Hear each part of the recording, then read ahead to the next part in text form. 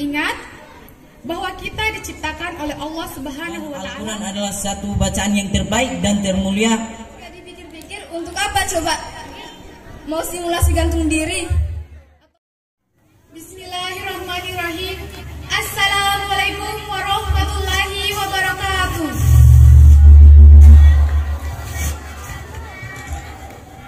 Marilah kita panjatkan puji dan syukur atas kehadirat Allah Subhanahu wa Ta'ala yang telah memberikan kita limpahan rahmat serta karunia-Nya sehingga kita bisa berkumpul pada malam hari ini dalam keadaan sehat dan afiat. Selawat serta salam tak lupa pula kita haturkan kepada junjungan kita Nabi besar Muhammad Shallallahu Alaihi Wasallam yang mana berkat perjuangan beliaulah yang telah mengantarkan kita dari alam jahiliyah menuju alam zakaria, yakni dari alam yang kegelapan menuju alam yang terang benderang seperti yang kita rasakan hari ini. Hadirin yang dirahmati oleh Allah Subhanahu wa Ta'ala, pada kesempatan kali ini izinkan saya untuk menyampaikan kultum yang berjudul 5 perkara sebelum datangnya 5 perkara.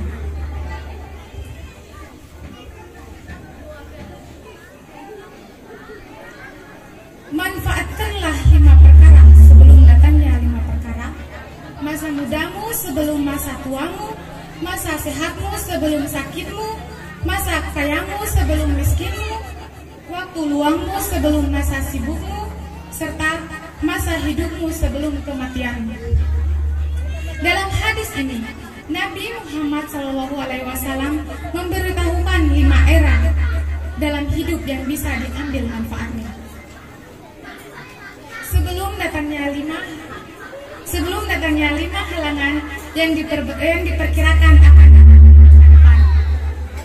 Pertama, masa mudamu sebelum tuamu. Maksudnya apa? Manfaatkanlah masa muda, manfaatkanlah masa tua kita saat masih muda untuk beribadah dan amal kebaikan kepada Allah Subhanahu wa Ta'ala. Yang kedua, masa sehatmu sebelum masa sakitmu. Maksudnya apa?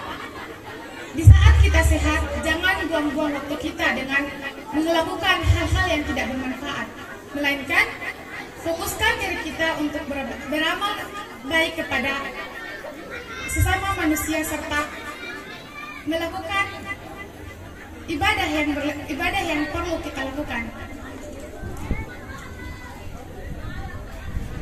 Yang ketiga, masa kayamu sebelum masa miskinmu. Di sini dijelaskan bahwa kita sebagai umat manusia diwajibkan untuk bersedekah sebelum kita miskin. Manfaatkan kekayaan kita untuk berbagi. Dan yang keempat, waktu luangmu sebelum masa sibukmu, yaitu waktu kita hidup di dunia, ubah mindset kita dalam hidup ini. Jangan nunggu waktu baru kita beribadah, melainkan luangkan waktu kita untuk melakukan beribadah. Yang kelima, masa hidupmu sebelum kematianmu. Gunakan masa hidup kalian sebaik-baik mungkin untuk melakukan ibadah kepada Allah Subhanahu wa Ta'ala. Jadi, manfaatkan masa muda untuk kebaikan. Ingat bahwa kita diciptakan oleh Allah Subhanahu wa Ta'ala memiliki tujuan. Dalam surah Az-Zahra ayat 56, A'udzubillahi minasyaitonirrajim. Wa ma khalaqtul jinna wal insa illa liya'budun. Kata Allah apa? Dan aku tidak menciptakan jin manusia melainkan hanya untuk menyembah kepadaku. Jangan sampai kita menunda untuk bertaubat kepada Allah Subhanahu wa Ta'ala. Mungkin itu saja 5 perkara yang dapat saya sampaikan. Lebih dan kurangnya mohon dimaafkan. Wabillahi taufiq wal hidayah. Wassalamualaikum warahmatullahi wabarakatuh.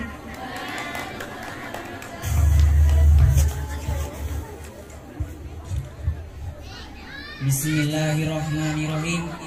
Assalamualaikum warahmatullahi wabarakatuh. Alhamdulillahi rabbil alamin wa binasta'in wa ala umurud dunya wa din. Wassalatu wassalamu ala asyrafil anbiya'i wa mursalin Sayyidina Muhammadin wa ala alihi wa ashabihi ajma'in, amma ba'd. Pertama-tama dan yang paling utama, marilah kita panjatkan puja dan puji syukur kita atas kehadirat Allah Subhanahu wa taala yang telah memberikan kita nikmat jasmani maupun rohani sehingga kita dapat berkumpul di tempat yang insya Allah mubarak ini.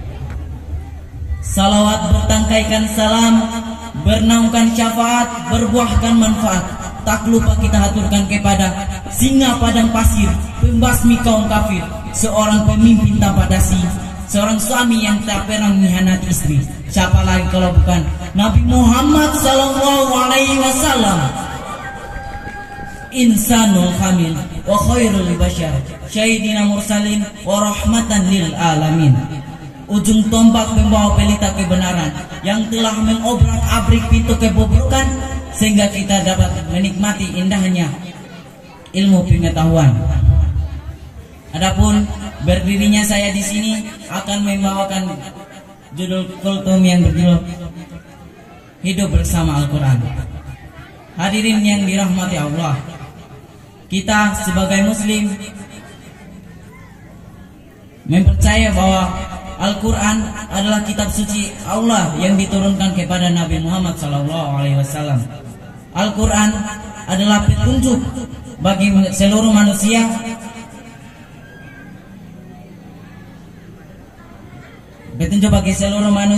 untuk meraih kebahagiaan dunia maupun akhirat. Dan wajib kita ketahui bahwa Allah telah menurunkan kitab lain sebelum kitab Al-Quran, yaitu kitab Taurat kepada Nabi Musa alaihissalam, kitab Zabur kepada Nabi Daud alaihissalam, dan kitab Injil kepada Nabi Isa alaihissalam sebagai petunjuk kehidupan kepada manusia yang hidup sezaman dengan mereka.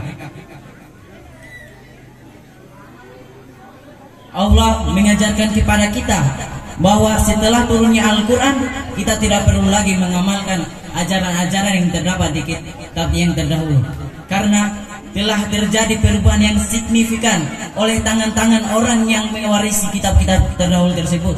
Mereka menuruti hawa nafsu mereka sehingga mereka menjual ayat-ayat suci Allah menjadi harta marta yang berlimpah, sehingga isi dalam kitab-kitab yang terdahulu tersebut menjadi dusta belaka.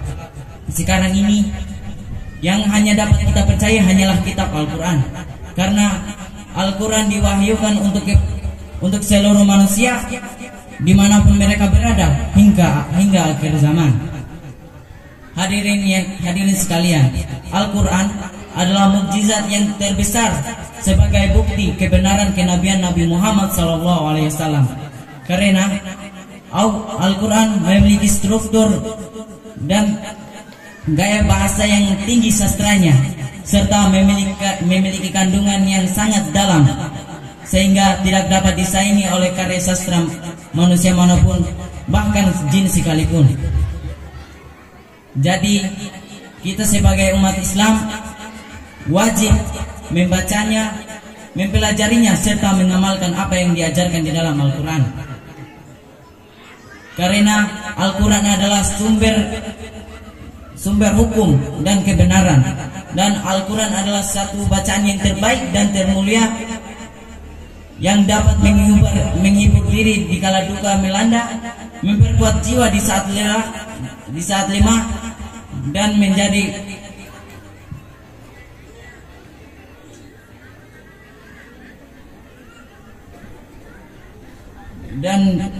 memperlihatkan rasa syukur kita ketika berbahagia. Dan Al-Quran memberikan kita penawar di saat gundah gulana. Allah berfirman dalam Quran surat Al-Isra ayat 82, ba'da a'udzubillahi minasyaitonir rajim, bismillahirrahmanirrahim, wa nunazzilu minal qur'ani ma huwa shifaa'un wa rahmatul lil mu'minin. Yang artinya, dan kami menurunkan di dalam Al-Quran obat penawar serta rahmat kasih sayang bagi orang-orang yang beriman. Quran surat Al-Isra ayat 82.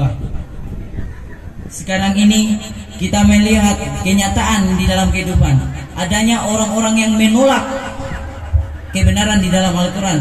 Mereka beranggapan Al-Quran itu bukan wahyu dari Allah Subhanahu wa taala, melainkan hasil ciptaan dari Nabi Muhammad SAW.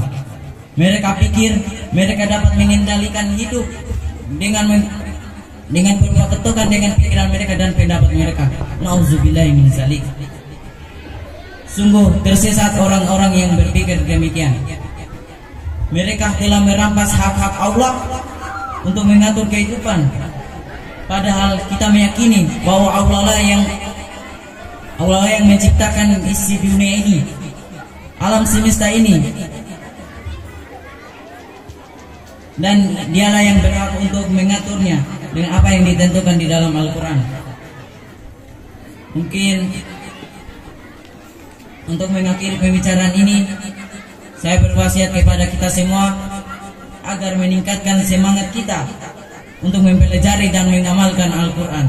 Karenanya kita dapat meraih kehidupan yang bahagia di dunia maupun di akhirat. Demikian apa yang dapat saya sampaikan. Sekurang-kurangnya saya minta maaf karena seluruh keturunan Nabi Adam itu memiliki kesalahan, dan sebaik-baiknya kesalahan itu adalah orang yang bertaubat. Demikian apa yang dapat saya sampaikan. Mohon maaf atas segala kekurangan. Akhiran laisa akhiran. Assalamualaikum warahmatullahi wabarakatuh. Assalamualaikum warahmatullahi wabarakatuh. Pertama-tama, marilah kita panjatkan puja dan puji syukur atas kehadirat Allah Subhanahu wa taala, karena atas berkat dan limpahan rahmatnya sehingga kita dapat berkumpul di tempat ini dalam keadaan sehat walafiat. Salawat serta salam tak lupa pula kita hadiahkan kepada junjungan kita Nabi besar Muhammad SAW, karena atas upaya beliau dan para sahabatnya sehingga kita dapat merasakan indahnya Islam. Pada kesempatan kali ini, izinkan saya mengambilkan kultum yang berjudul pentingnya menutup hijab. Secara umum, hijab adalah suatu hal yang dituntut untuk ditutup. Pertanyaannya, apakah semua penutup disebut dengan hijab? Tentu saja tidak.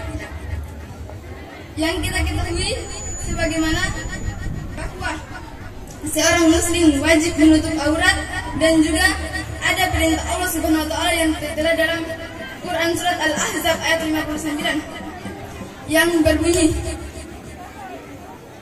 A'udzubillahi minasyaitonirrajim. Bismillahirrahmanirrahim.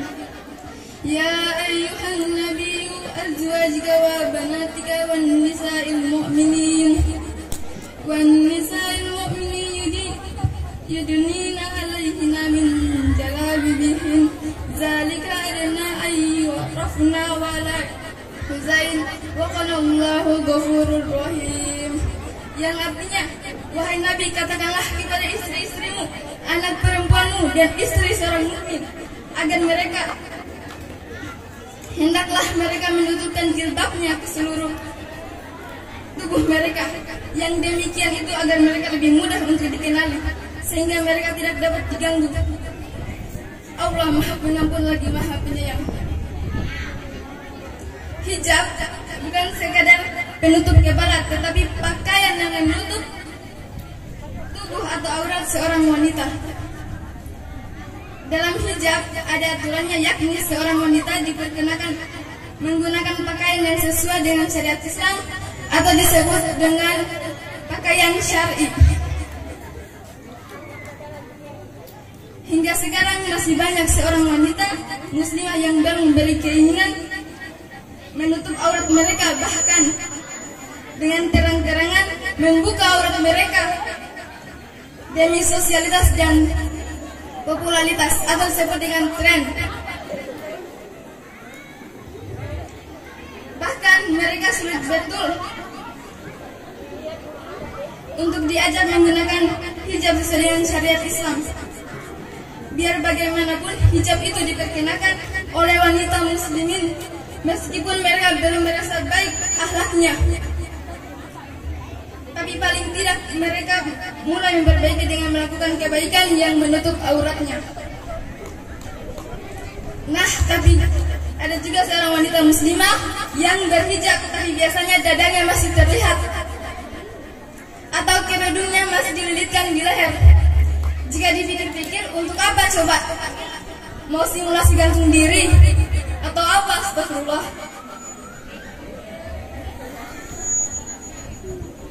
Nah, jadi pakailah hijab atau kerudung dengan benar. Jangan abal-abalan. Jangan diikat di leher atau disampaikan di bahu, sehingga sebagian dada terlihat. Keren di mata manusia tapi murka di mata Allah Subhanahu wa taala. Nah, untuk itu ayo kita perbaiki hijab kita.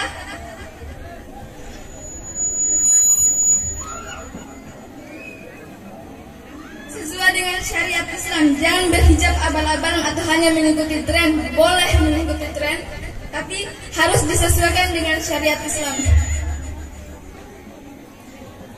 Demikianlah yang bisa saya sampaikan. Apabila terdapat kata yang kurang berkenan di hati para hadirin, saya mohon maaf. Kebaikan datangnya dari Allah dan kesalahan datangnya dari pribadi sendiri.